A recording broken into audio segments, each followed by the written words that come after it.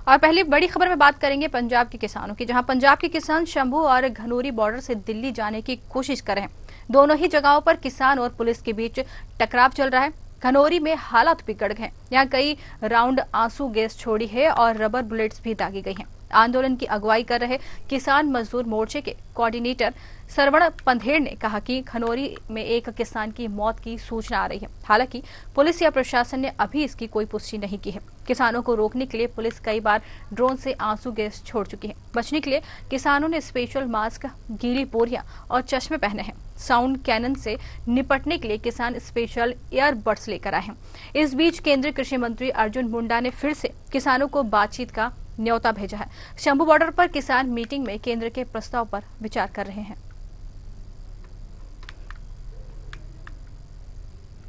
तो आपको बता दें कि यहाँ पर किसानों का आंदोलन जो है दिन ब दिन बढ़ता जा रहा है और सरकार ने उनको बातचीत का न्योता दिया है। वहीं किसानों का दिल्ली चलो मार्च भी लगातार जारी है और यहाँ पर हालात जो है वो लगातार बिगड़ते जा रहे हैं। यहाँ पर एक किसान की मौत की खबरें भी सामने आ रही हैं। हालांकि प्रशासन अभी इस पर मौन है और प्रशासन की तरफ से उस पर कोई भी पुष्टि नहीं की गई है। वहीं किसान स्पेशल ईयरबड्स लेकर आए हैं। इस बीच केंद्रीय कृषि मंत्री अर्जुन मुंडा ने फिर से किसानों को बातचीत का न्योता भेजा है। और आइए इस पर ज्यादा जानकारी लेंगे। हमारे साथ हमारे राजनीतिक विश्लेषक दिनेश सिंह जी मौजूद हैं। जी दिनेश जी, आपका बहुत बहुत स्वागत है। नमस्कार विशाली जी। दिनेश जी, जैसे किसानों का आंदोलन एक एक दिन करके आगे बढ़ता ही जा रहा है, तो इस बिगड़ते हालत में अब आगे क्या रास्ते हैं? नमस्कार विशाली, आपको दर्शकों को सबको मेरा नमस्कार। देखिए, मतलब इसमें अगर गौरतलब बात यह है कि जैसे कि सर पंजाब की तरफ जो है आवाज थोड़ी गूंज रही है, थोड़ी सी करवाएगा। तो इसमें देखिए जैसे पंजाब की तरफ से क्या हो रहा है और मतलब कि मांग जैसे एमएसपी और अन्य चीजों को लेकर की जा रही है जी। तो देखिए मैं इसमें बताना चाहूंगा कि एमएसपी को लेकर के जैसे इतना जो हो हल्ला मचा रहा है उसमें कुछ ना कुछ गलतफहमी पैदा करने की बात है, क्योंकि किसान कौम बहुत सीधी सादी कौम होती है।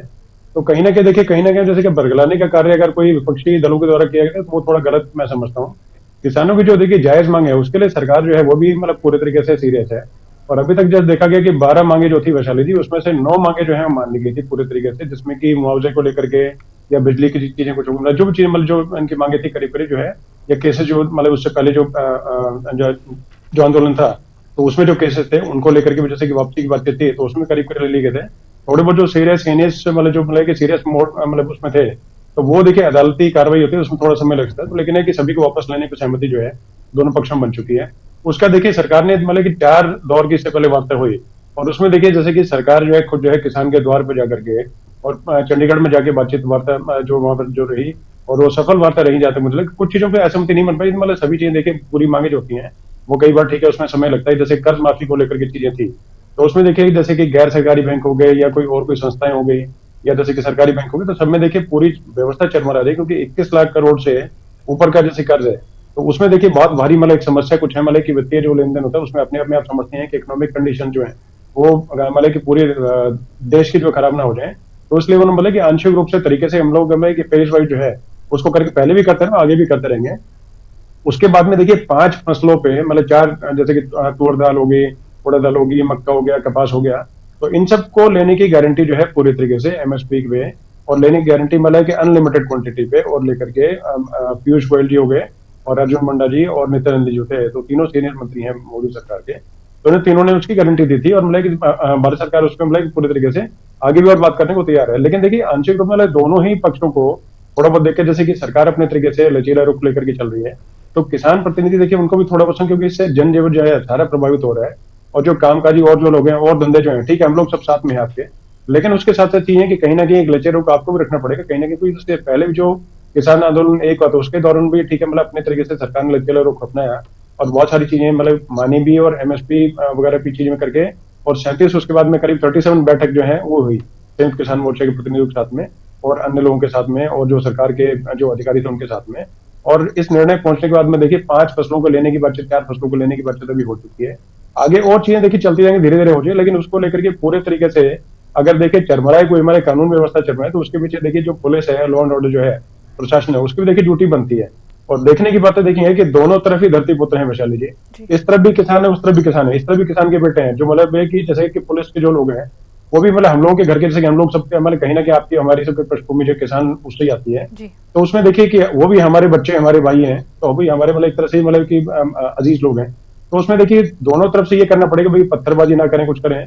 और जैसे जहां तक एक किसान की जो मौत की है, तो उसमें थोड़ा बोलना चाहूंगा कि उसमें मतलब भी थोड़ी ये जो पुष्ट नहीं कह सकते, लेकिन एक तरह से मतलब कि हार्ट अटैक से शायद जो है, तो एक वृद्ध किसान थे, तो उनकी शायद मृत्यु हो गई थी ऐसे। तो वो ठीक मतलब कि वो अफसोसजनक है कि कहीं ना कहीं ठंड से किसी से क्या हुआ।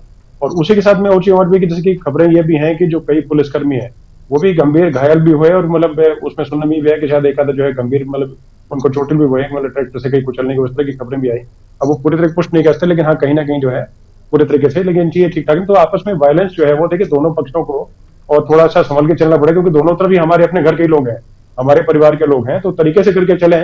और सरकार लचीला रुख के साथ में कहीं ना कहीं जाकर के एक मतलब कि संधि जो वार्ता जैसे चल रही है आपस में, संधि के मैंने इसलिए वर्ड यूज किया कि जैसे आपस में है, और जैसे युद्ध जैसे स्थिति जो है वो बनाने की मतलब जैसे कवायद कुछ विपक्षी दलों की की जा रही है, तो वो थोड़ा ठीक ठाक नहीं हो। जैसे कि पंजाब की तरफ से आंदोलन चला, तो अभी देखिए जैसे कि पंजाब की जो सरकार है अपने आप में चुनी हुई सरकार है, और वो कहीं ना कहीं निर्णय लेने के उसमें मतलब पूरे तरीके से स्वतंत्र है।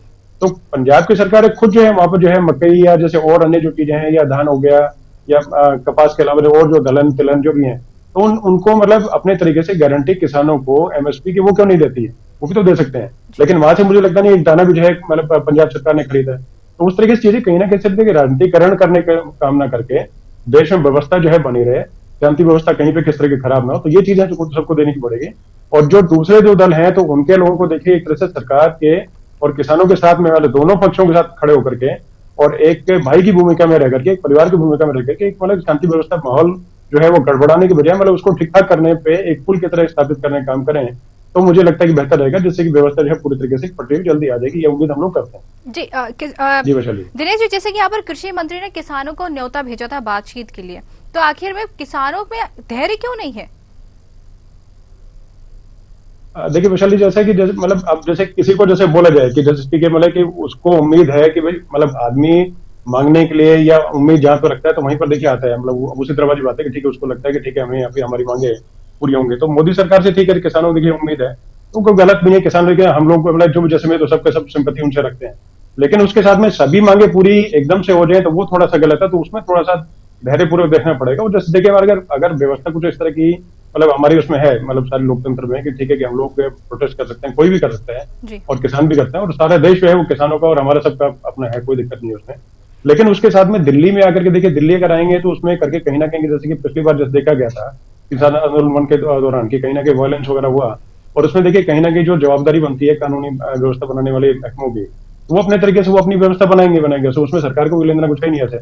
अगर कोई कहीं के डीएम है, एसडीएम है, या वहां के एसपी हैं, तो उनकी व्यवस्था मतलब उनपे कानूनी एक तरह से जिम्मेदारी होती है, तो उसको कभी गड़बड़ा नहीं देंगे वहां पर। जैसे अगर बाई चांस मतलब ये मान के चलेंगे जैसे रोड पे है, मतलब छोटी बात बता रहा हूँ कि रोड पे चल रहे हैं और उस टाइम पे रोड को पूरा जाम कर दिया, और वहां पर उस वक्त अगर एम्बुलेंस कोई जा रही है और उसमें किसी खुदा ना खास्ता कुछ अगर है कि कोई ऐसी घटना अनिष्ट कुछ अगर घट जाता है किसी के साथ में, तो क्या मतलब कोई भी किसान हो गया या अन्य जो व्यक्ति जिन्होंने जाम कर रखे हैं, वो कभी जिंदगी भर आत्मग्लानि से उभर पाएंगे इस चीज से? तो थोड़ा सा दोनों पक्षों की चीजों को देखते हैं, और अगर आपने लगाना है जाम लगाना है, कुछ लगाना है, तो शांतिपूर्वक करें, कुछ करें, किसान जो है वो भी करें अपने शांति से, जी।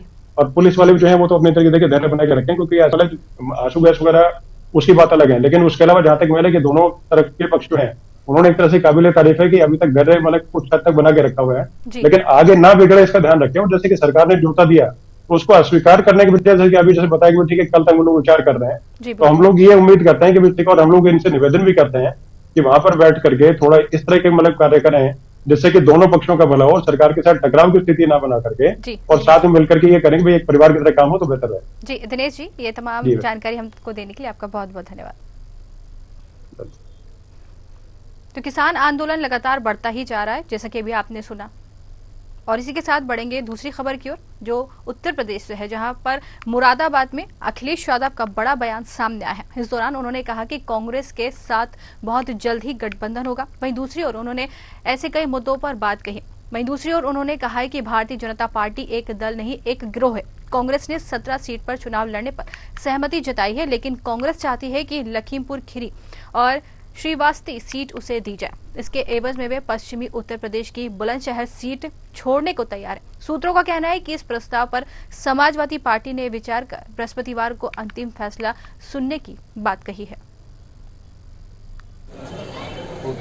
जिस तरीके से जनता निराश है, दिल्ली में किसान धरने पर बैठा है, हाल ही में जो भी परीक्षा हुई है सब में कहीं न कहीं पर्चा लीक हुआ है और बड़े पैमाने पर सरकार पे आरोप लगे हैं। क्या भारतीय जनता पार्टी वोट को नहीं लूट रही है? ये भारतीय जनता पार्टी दल नहीं है, एक गैंग टाइप बन करके काम कर रहा है। क्या समझे? तो क्या माना जाएगा? आप समझदार हो? गठबंधन होगा या नहीं? शीट शेयरिंग को लेकर होगा।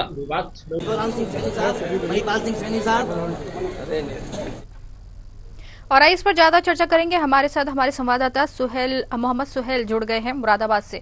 जी सुहेल, जैसे कि यहाँ पर बीजेपी को ग्रह करने के पीछे आखिर अखिलेश यादव की मंशा क्या रही है?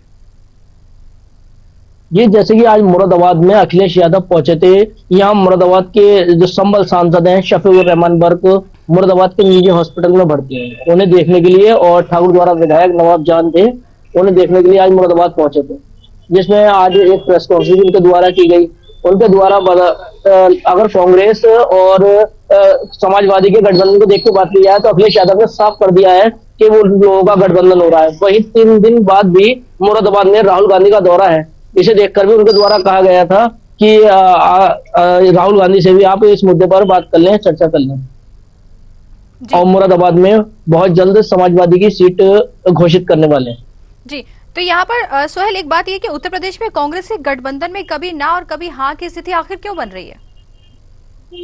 जी अगर देखा जाए तो समाजवादी और कांग्रेस का जो पिछला वाला गठबंधन हुआ था उसे देखकर इस वाले गठबंधन पे भी साक्षी लगाए जा रहे थे कि क्या ये गठबंधन इनका हो पाएगा, क्योंकि मौजूदा सरकार को देखते हुए जिस प्रकार ये आरोप लगा रहे हैं सरकार पर, जैसे कि इन्होंने आज बीजेपी को एक गैंग तक कह दिया है। जी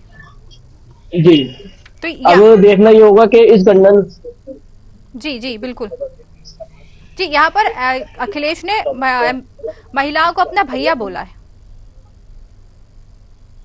जी मुरादाबाद में जब अखिलेश पहुंचे तो महिलाओं ने काफी उनका उत्साहवर्धक होकर उनका स्वागत किया और महिलाओं ने उन्हें भैया जी कहकर संबोधित किया। जी, तो यहाँ पर आखिर इसके राजनीतिक मायने आखिर क्या निकाले जाएंगे?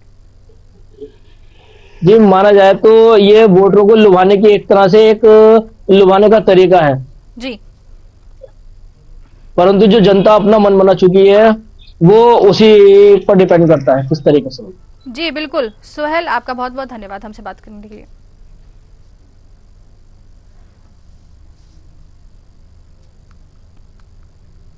तीसरी खबर में हम बात करेंगे भोपाल की, जहां जीतू पटवारी ने प्रदेश कांग्रेस कार्यालय में प्रेस कॉन्फ्रेंस की है।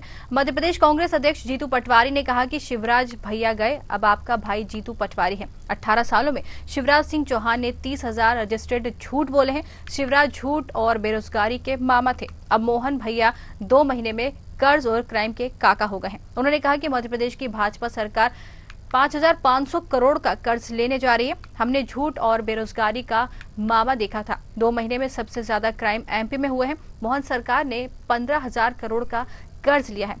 आइए आपको भी सुनवाते हैं उन्होंने क्या कुछ कहा है।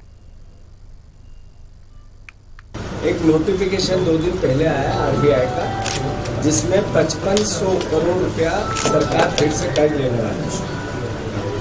पिछले 19 साल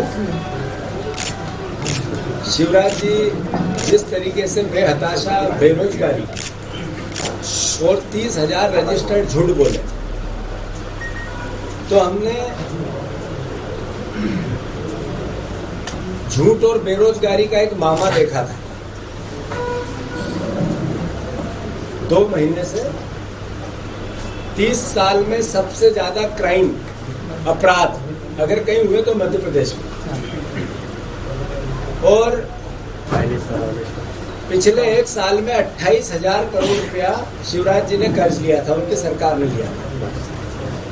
2 महीने में 15,000 करोड़ रुपए का कर्जा आदरणीय शिवराज सिंह हमारे आदरणीय मोहन भैया ने ले लिए, मोहन यादव जी ने ले लिए। एक दिमाग में स्वतः आती है बात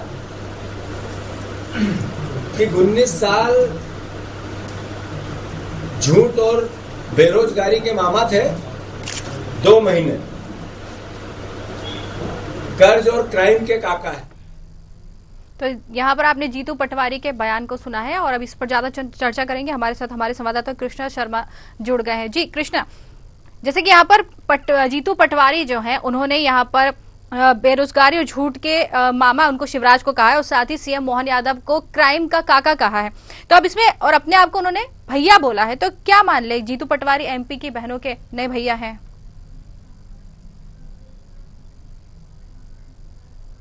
बिल्कुल, देखिए जिस तरह मध्य प्रदेश सरकार लगातार कर्ज ले रही है उस बात को और जीतू पर इशारा किया है कि मध्य प्रदेश सरकार लगातार कर्ज ले रही है और ये कर्ज मध्य प्रदेश के जो निवासी हैं उन पर चढ़ता जा रहा है, क्योंकि पिछले 2 महीनों से लगातार सरकार कर्ज ले रही है और 5500 करोड़ का एक बार और फिर कर्ज लेने जा रही है, जिसका नोटिफिकेशन जारी हो गया है।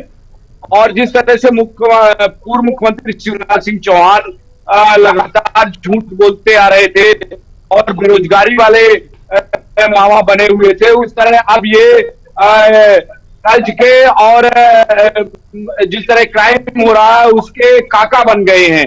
तो कहीं ना कहीं मोहन यादव की सरकार में लगातार क्राइम है और लगातार कर्ज ले रही है। तो दोनों जो पूर्व मुख्यमंत्री है और वर्तमान मुख्यमंत्री है, दोनों पारे जीतू पटवारी ने निशाना साधा है।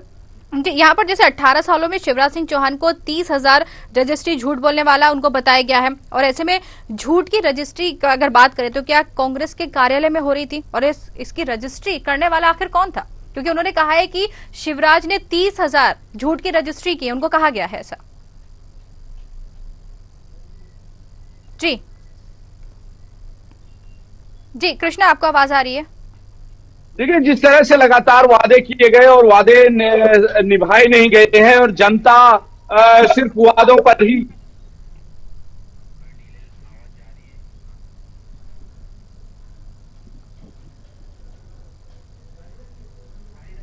जी बिल्कुल, जी अपनी बात कहिए कृष्णा। जी कृष्णा, यहाँ पर जैसे कि शिवराज सिंह चौहान 18 सालों में उनको कहा है कि 30,000 रजिस्टर्ड उन्होंने झूठ बोले, उनको बताया गया है कि झूठ बोलने वाले हैं। ऐसे झूठों की मध्य प्रदेश में लगातार शिवराज सरकार में लगातार वादे किए गए जनता से, लेकिन कांग्रेस का आरोप भी था कि जिस तरह से शिवराज की सरकार थी और लगातार नारियल फोड़ते थे हर चौराहे पर और भूमि पूजन होता था लेकिन काम नहीं होता था। इस बात को लेकर जीतू पटवारी ने बीजेपी सरकार पर निशाना साधा है कि पूर्व मुख्यमंत्री शिवराज सिंह चौहान लगातार झूठ बोलते रहे हैं, वादा सिर्फ करते थे और निभाते नहीं थे। अब जो वर्तमान मुख्यमंत्री है वो उनके राज्य में सिर्फ क्राइम हो रहा है और कर्ज लेकर लगातार जो जनता है उस पर कर्ज का बोझ चढ़ाते जा रही है। जी, ऐसे में उन्होंने जो जीतू पटवारी है उन्होंने एमपी की बहनों को अपना भैया कहा है, तो क्या मान लिया जाए, इसका मायने क्या निकाले जाए इसके?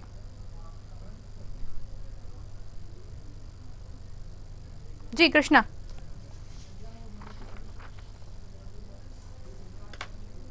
जी कृष्णा तक हमारी आवाज नहीं पहुंच पा रही। जी जी बोले, अपनी बात पूरी करें।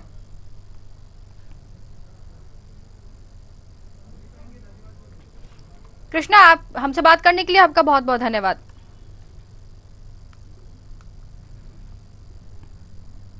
और बढ़ेंगे चौथी और आखिरी खबर की ओर, और खबर कानपुर से है, जहां कांग्रेस की भारत जोड़ो न्याय यात्रा उत्तर प्रदेश के जिलों से होकर गुजर रही है। वहीं वाराणसी अमेठी होते हुए यात्रा अब कानपुर पहुंची है, जहां कानपुर शहर कांग्रेस ने यात्रा को जोरों शोरों के साथ स्वागत किया है। राहुल गांधी की भारत जोड़ो न्याय यात्रा में बुधवार को कनपुरिया जोश दिखा है। नरोना चौराहे पहुंचते ये जोश चरम पर पहुंच गया। छतों से महिलाओं से लेकर बुजुर्गों तक ने यात्रा पर फूलों की बारिश की है और उनका शानदार स्वागत किया है। और जोश देखकर राहुल गांधी भी प्रसन्न नजर आए।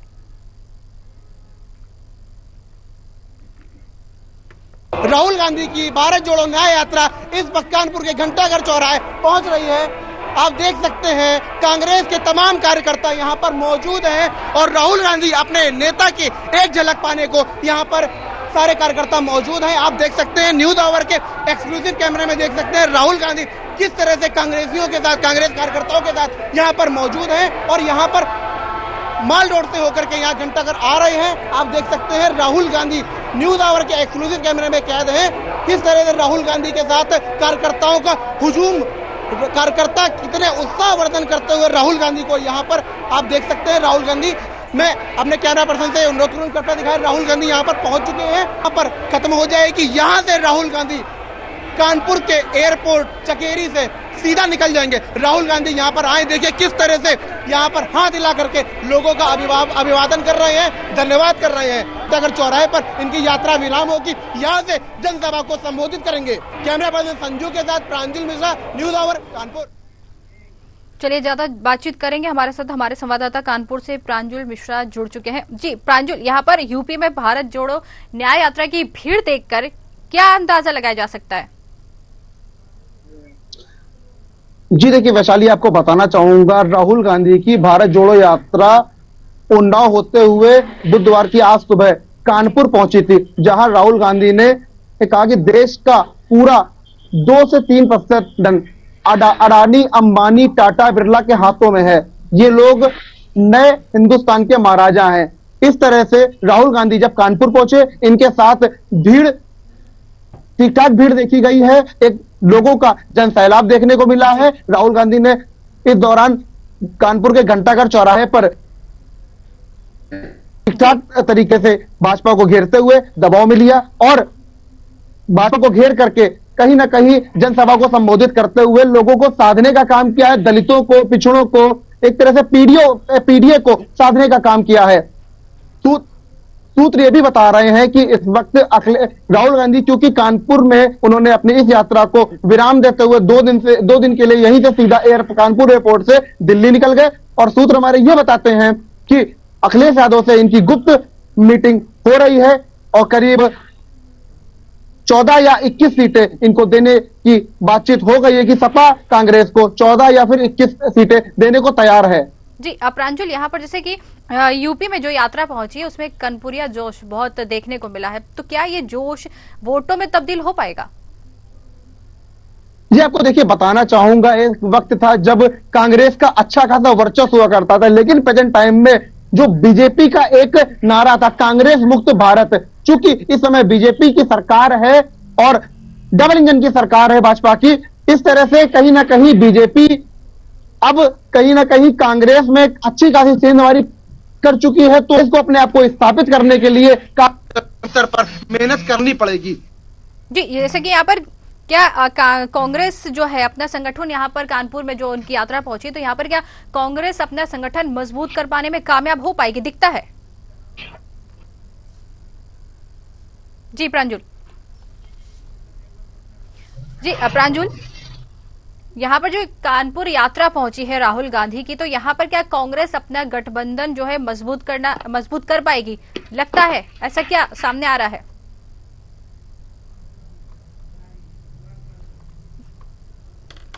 जी प्रांजल, ये तमाम जानकारी हम तक पहुंचाने के लिए आपका बहुत बहुत धन्यवाद।